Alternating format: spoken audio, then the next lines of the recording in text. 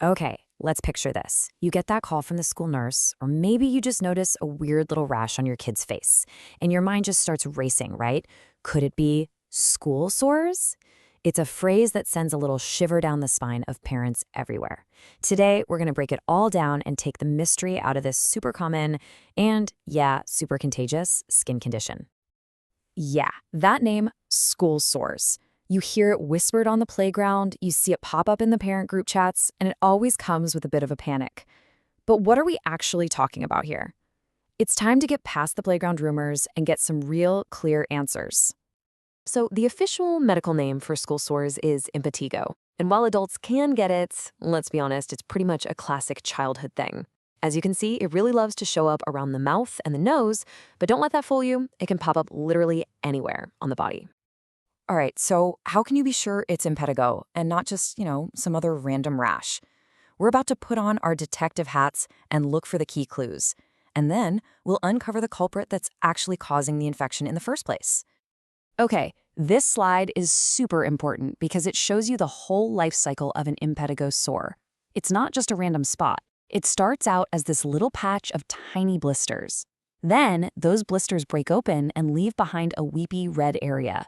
From there, it spreads outwards from the edges, and believe me, it can happen really fast. One of the biggest clues is that it's usually way more itchy than it is painful. And here it is, the dead giveaway, the smoking gun. After that weepy stage, the area develops this very specific honey-colored or golden crust. I mean, if you see this, it's a massive, massive clue that you're probably dealing with impetigo. So, who are the bad guys behind all this? Well, it's not some exotic virus. It's actually really common bacteria. The main offender is usually Staphylococcus aureus, which you've probably heard of as staph. But a type of streptococcus can also be the cause.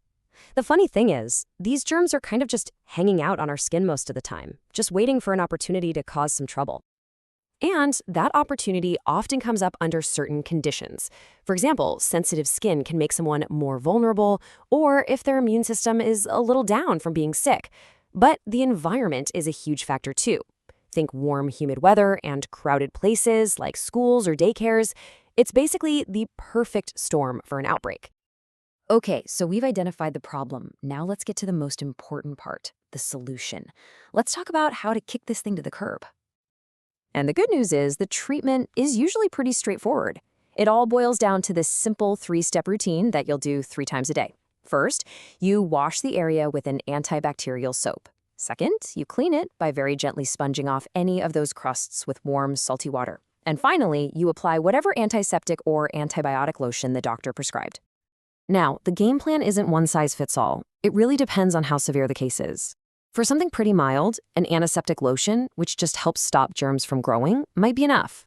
If the spots are a little more stubborn, your doctor will probably move to a topical antibiotic ointment you put right on the sores.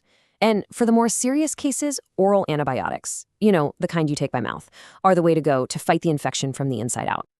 I really cannot stress this enough. This is the golden rule, no matter what treatment you're using. Impetigo is incredibly contagious, so washing your hands thoroughly after you touch the sores is the absolute #1 most important thing you can do to stop it from spreading everywhere.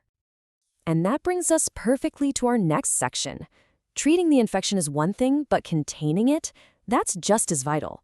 Let's look at exactly how to protect your family and the whole community. Think of this as your containment protocol. Absolutely no sharing of towels, soap, face cloths, nothing. In fact, if you can switch to disposable paper towels for a while, that's even better. It's also a smart idea for the entire family to switch to an antibacterial soap during an outbreak. And definitely make sure to wash the infected person's bed linens, clothes, and towels completely separate from everyone else's laundry. Okay, this one is direct and non-negotiable. To stop one case from becoming a whole classroom-wide problem, children must be kept home from school or daycare. They can only go back once the skin has completely, totally healed over. So we know how to treat it and we know how to contain it. But wouldn't it be great to just avoid it altogether? Let's talk about getting proactive and staying one step ahead with a solid prevention strategy. These are simple habits, but they make a world of difference. Keep fingernails cut short. That means less damage from scratching and fewer places for bacteria to hide. You have to resist the urge to pick at the sores. Cover them with a waterproof dressing if you need a reminder. And for any grown-ups who get infected, you have to be extra vigilant about washing your hands before you handle or prepare any food. So you might be thinking, okay, if it's not usually painful and we can treat it, what's the big rush, right? Why is it so critical to jump on this immediately? Well, this is why. While impetigo itself isn't typically a big deal, leaving it untreated can open the door to some pretty serious risks. If the infection is caused by that streptococcus bacteria, it can, in some rare cases, lead to a serious kidney condition.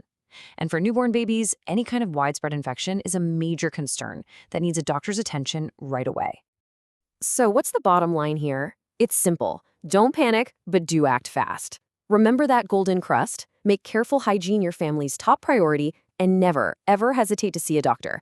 By being prepared and taking these simple steps, you can keep school sores from taking over your household.